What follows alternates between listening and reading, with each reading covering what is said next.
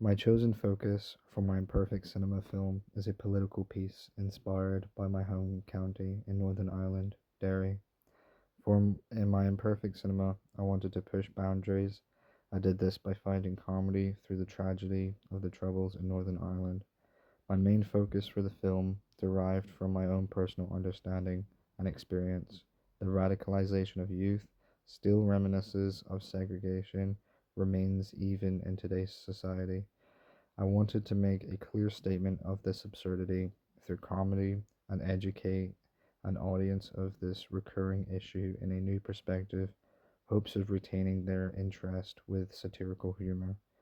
Imperfect cinema wouldn't have its influence for if it wasn't for Julio Garcia Espinosa. In his own manifesto of the new Latin American cinema, he declared the importance for an imperfect cinema, with its appeal of low budgets and a wider access allowing the possibility for anyone to make a film.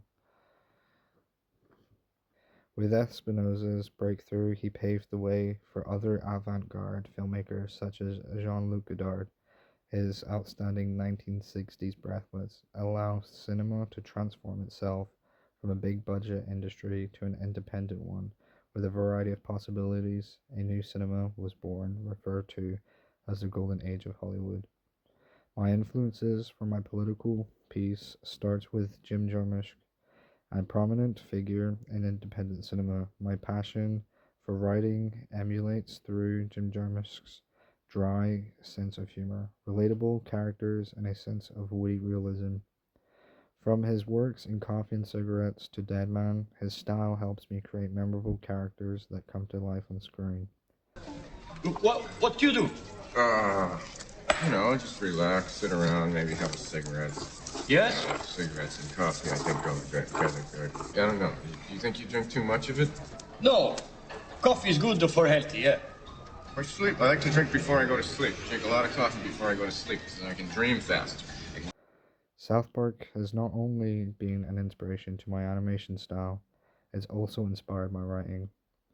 Trey Parker and Matt Stone's philosophy on meaningful story beats and a relevant story arc that help shape my animation, ensuring I have relevant and entertaining storyline with no visible fillers. That scene. We found out this really simple rule that maybe you guys have all heard before, but it took us a long time to learn it.